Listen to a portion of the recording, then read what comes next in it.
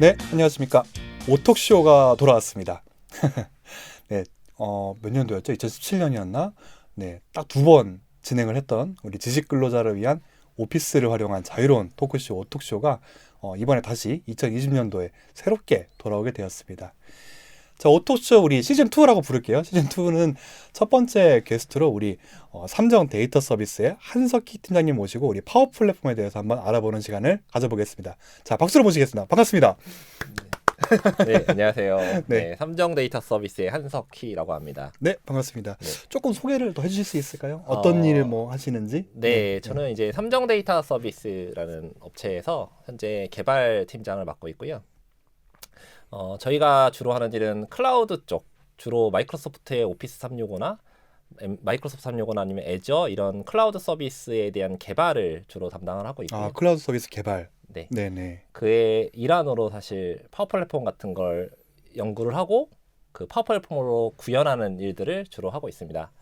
제가 개발 팀장이다 보니까 제가 실제 개발을 뭐 본격적으로 수행하는 건 아니고요. 저희 시켜서 하시는. 네, 팀원들이 열심히 개발하고 있고요. 네. 네, 저는 이제 주로 프로젝트 매니저나 아니면은 기술에 대한 연구 이런 쪽을 위주로 좀 담당해서 업무를 진행하고 있습니다. 네, 뭐 물론 오늘 주제이긴 하지만 어쨌든 회사에서는 파워 플랫폼, 마이크로소프트 파워 플랫폼이 개발 도구 중에 하나이시겠네요. 여러 네. 가지 개발 프로젝트 중에서. 네, 맞습니다. 파워 플랫폼을 개발 도구로서 사용을 하고 있고요. 기존에는 사실 마이크로소프트가 제공하는 단넷이나 이런 걸 위주로 개발을 많이 했습니다. 아, 그러시군요. 자, 그럼 오늘 이제 여러분과 주로 얘기를 나눌 거는 이제 파워 플랫폼에 대해서 얘기를 나눌 건데요. 그 전에 일단은 우선 저희가 사전 지식 차원에서 파워 플랫폼이 추구하고 있는 방향성도 거기라고 저희가 좀 보고 있는 부분도 있고 하다 보니까 자동화라는 얘기를 조금 나눠보고 좀 들어가려고 하거든요. 네.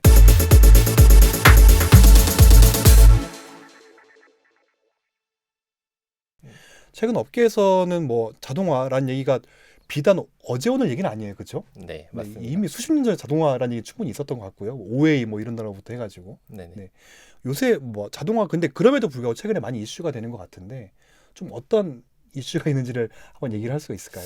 사실 자동화, 업무 자동화라고 얘기하면 이제 업체에서 개발을 해서 뭔가 앱을 만든다는 거는 사실 없는 거를 새로 만드는 건 아니거든요. 대부분 사람이 하던 일을 어떻게 하면 좀 더 효율적으로 쉽게 할까 해서 개발을 의뢰하고 이제 SI 업체들이 이제 그 업무의 도구를 개발하는 거죠. 뭐 대표적으로 저 회의실을 예약한다고 하면 기존에는 손으로 관리했다라고 하면 배장이 있고, 네네. 네, 그리고 회의실 관리하는 사람이 앉아가지고 예약상 자기 손 수기를 확인하고 종이에다 써가지고 확인하는 그렇죠, 네. 이런 상황이었다면 그걸 회의실 관리 앱이란 걸 만들어서 이제 프로그램으로 관리하면 좀 더 편하게 효율적으로 관리할 수 있다. 그렇죠. 해서 보통 네, 개발을 의뢰하는 형태로 많이 개발했어요. 네. 그런 것들도 사실 일종의 자동화라고 할 수 있습니다. 네. 근데 왜 갑자기 자동화가 화두가 됐냐? 제가 봤을 때는 크게 2가지 그 이슈가 있는데요. 첫 번째는 기술이 발달하면서 그 자동화를 할 수 있는 도와주는 혹은 구현을 해주는 도구들이 굉장히 쉬워지는 것들이 많이 나왔어요. 아, 도구 자체가 쉬워졌다. 네. 네. 예전에 저희가 이제 개발을 한다고 생각하면 IT 쪽에서 개발은 굉장히 고도의 기술을 요하는 기술 지박적인 그런 분야라고 다들 생각을 하시잖아요. 그렇죠, 네. 그래서 개발자가 되려면 뭐 몇 년간 코딩을 공부하고 정말 네네네. 득도해야만 좋은 소프트웨어를 만들 수 있다. 그렇죠. 코딩을 위해 태어난 분들만 할 수 있는. 네, 그래서 정말 전문직종이고요. 네네. 그런 분들이 개발을 했다고 하면 지금은 뭔가 좀 쉬운 도구를 활용해서 사용자가 좀 더 쉽고 편하게 개발을 할 수 있는 상황이 되기도 했고요. 그런 도구들의 탄생의 배경에는 사실 그 저희가 일명 그 이세돌 쇼크? 아, 그렇죠. 네. 예. 충격적이었죠. 예, 네. 2016년에 네네. AI가 바둑에서 사람을 이긴. 그렇죠. 터미네이터 이후에 최고의 충격적이었던. 네. 그 사건 이후로 갑자기 코딩 교육이라는 게 열풍이 불었어요. 그렇죠. 네. 그러면서 물론 그 전에도 그런 얘기들이 많이 있었지만 그게 그 코딩 교육이 굉장히 중요하다는 얘기 많이 있었지만 그 쇼크로 인해서 직접 목격을 했으니까요. 예, 사람들이 큰 충격을 받았고 실제로 코딩 교육을 굉장히 많이 하려고 하고 뭐 그다음에 아시겠지만 지난 정권 때 그 코딩 교육 의무화로 인해서 2019년도인가부터 아마 5, 6학년들은 코딩 교육을 열 몇 시간인가를 의무적으로 받아야 되는 그런 IT 상황. 업계의 큰 이슈였죠. 그것도. 네, 큰 이슈였습니다. 근데 사람들이 약간 오해하는 게 뭐냐면 코딩 도구라고 하면 굉장히 이런 생각을 가지고 계세요. 저희가 코딩하면 떠오르는 이미지는 뭐냐면 일단 화면은 까매야 돼요. 아, 그렇죠. 영어로 하얀 글자들이 쫙 있어야 돼요. 네네네. 그리고 코딩을 모르는 제3자가 보면 도대체 이 사람이 뭐라고 했는지 아무도 모르는 그렇죠. 영화 매트릭스에서 보던 그런 화면들. 그런 화면이 딱 떠오르는 거죠. 음. 그래서 코딩 교육에 대한 약간 오해가 있긴 한데 사실 그런 교육을 시키는 건 아니고요. 그 블록 방식으로 레고를 조립하는 것처럼 그 초등학생이 조립을 하게 되면 그러면 프로그램이 나오는 그런 도구예요. 그런 도구를 제공하고 그걸 배우는 거지. 영어를 뭐 타이핑 쳐가지고 뭐 명령어 치고 무슨 함수를 쓰고 뭐 배열 뭐 이런 복잡한 걸 배우는 건 아닙니다. 그냥 논리 구현하는 그 저희가 이제 고등학교 때 배웠던 순서도 네네네. 같은 그림으로 순서도만 그리면 프로그램이 딱 튀어나오는 그런 도구들을 제공해서 그런 걸 배우는 거예요. 근데 일반적으로 코딩이란 단어 자체도 코드를 짠다의 의미로 제가 알고 있거든요. 그러니까 코드를 타이핑해서 네. 입력을 하는 것이 코딩이라고 알고 있는데, 근데 실제로 코딩 교육은 꼭 그것만 아니다. 네, 그런 식의 교육은 당연히 초등학교에서 할 수가 없고요. 아, 그렇죠. 네. 일단 영어도 모르는 초등학생들한테 요새는 잘할 겁니다. 아마. 아, 네, 뭐 그렇긴 하겠죠. 제가 배웠을 때 기준으로. 네. 네. 그렇기 때문에 그거를 가르칠 수는 없고요. 그러다 보니까 코딩이라는 것의 핵심은 사실 함수나 이런 게 중요한 게 아니라 논리 로직을 설계하는 거라. 로직. 네, 그 로직을 설계를 쉽게 해주는 도구. 그리고 자기가 설계했으면 결과물을 눈으로 바로 확인할 수 있어야 되잖아요. 그래서 그런 거를 위한 도구들이 많이 나와 있고요. 그런 걸 통해서 이제 교육을 하게 돼요. 이제 그게 사실은 파워 플랫폼이 추구하는 가치하고 똑같습니다.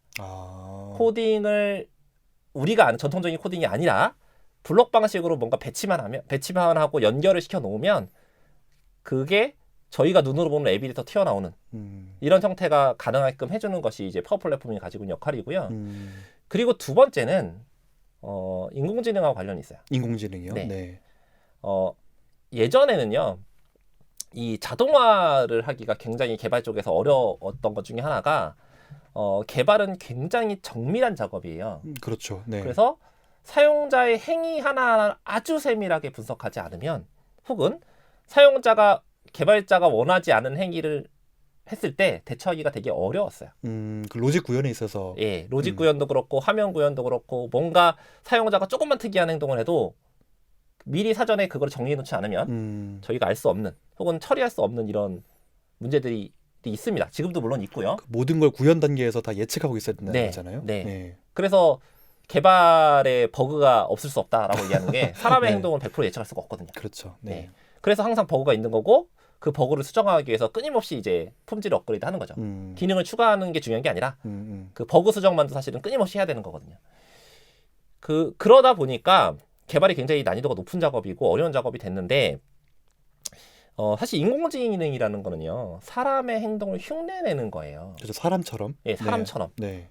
그러면 이제 뭐 이건 상상이긴 하지만 만약에 인공지능이 프로그램을 만든다고 하면 그 기계가 가지고 있는 정밀성에다가 사람의 행동을 예측한다고 하면 사실 에러를 굉장히 알아서 줄일 수가 있거든요. 그렇죠. 네. 예. 이 자동화라는 관점에서 봐도요. 옛날에 자동화를 도입할 때 개발을 하지 않으면 즉 오랜 시간 동안 예측해서 고도의 기술자가 하지 않는 개발인 경우에는 예측이 너무 어렵고 네. 훈련되지 않은 사람이 그걸 만들게 되면 원하는 결과물이 절대 나올 수가 없었어요. 그렇죠. 근데 그러한 인공지능이라는 것에 쌓여진 어떤 기술들을 도입을 하게 되면 일반 사용자가 말 그대로 대충 구현해도 그 나머지 부분을 기계가 알아서 처리해주는 이런 상황이 가능해집니다. 기계가 똑똑해진 거네요. 그렇죠. 기계가 똑똑해지고 네.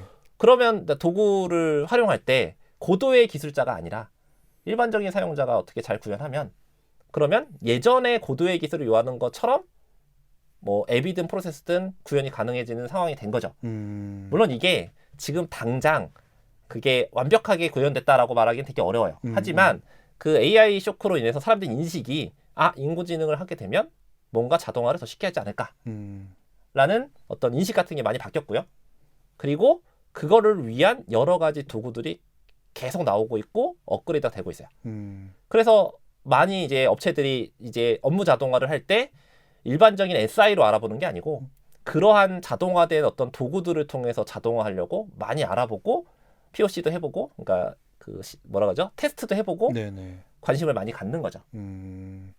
그럼 첫 번째로는 일단 도구가 많이 쉬워졌다. 네. 네, 개발 도구 자체가 많이 쉬워졌다. 그리고 두 번째로는 이제 인공지능이 많이 개발이 되면서 네. 근데 실제로 말씀하신 것처럼 사람이 어떤 자기의 빈틈이나 자기의 오류나 이런 것들을 인공지능 기술이 커버해 줄 만큼 그렇게 많이 올라오고 있는 건가요, 현재 상태가? 그거는 분야마다 다르고요. 아, 분야마다. 예, 네. 왜냐하면 인공지능, 그러니까 그 알파고 쇼크 이후로 인공지능이 굉장히 화두를 받았지만, 화두가 됐지만, 실제로는 사실 생각해보면 그 AI 쇼크가 있었던 그때는 그 인공지능은 바둑밖에 둘 줄은 모르는 인공지능이에요. 아, 그렇죠. 네. 예. 바둑 전용. 네. 바둑 전용이죠. 네, 그거 네. 외에는 할 수 있는 게 없습니다. 네, 걔는. 네, 네. 그런 것처럼 특정 분야의 인공지능은 엄청나게 발달해서 사람을 대체하거나 혹은 어느 정도 보완할 수 있을 만큼 발달된 분야가 있는 반면에 어떤 분야는 그렇지 않은 분야도 있는 거죠. 그래서 사실 산업마다 다 다르고요. 사실 대표적으로 가장 이제 눈에 띄게 저희가 실생활에서 많이 쓰는 그 인공지능이 도입된 부분은 바로 이제 번역 부분이죠. 번역이요? 네. 네. 아시겠지만 어느 순간에 구글 번역기가 맞습니다. 어마어마하게 성능이 확 좋아졌어요. 네. 좀 예. 어색하지 않더라고요, 표현들이. 예, 예. 네. 그래서 저도 이제 보면서 갑자기 좋아졌네 하고 이제 기술을 보고 보니까 이제 그 부분은 이제 네이버 쪽 번역기도 마찬가지고요. 팝하고 팝하고도 네, 보면 네. 사용자를 모르겠지만 내부에서 보면 좀 전에는 걔가 번역 기술을 두 개로 나눠서 알려줬어요. 뭐 하나는 이제 기계 번역이 있고 네, 네. 전통적인 기계 번역이 있고 네. 그다음에 신경만 번역이라고 해가지고 네. NMT라는 어떤 번역을 그 기술 두 가지를 테스트해 볼 수 있었는데 그 NMT를 쓰면 번역 기술이 엄청나게 좋아요. 그게 바로 이제 그 AI가 접목된 번역기라고 할 수 있어요. 그러니까 기존에는 기계 데이터 학습을 통해서 번역을 했다면, 즉 뭐냐면 데이터 간의 매칭, 이런 데이터는 이거야라고 사람이 하나씩 매칭을 해주면 그 엄청난 디비전을 찾아가지고 넣어주는 방식이었다면, 네네네. 지금은 이제 문맥을 기계가 이해를 하잖아요. 단순 검색이 아니라. 네. 네, 문맥을 이해하는 식으로 번역이 바뀌면서 품질이 급격하게 올라갔어요. 그게 사실은 이제 그 인공지능이 특정 분야에서 일반 사용자가 쓰는 그 부분에서 가장 이제 우월하게 나타나는 분야고요. 그러다 보니까 초월 번역이 되게 쉬워졌죠.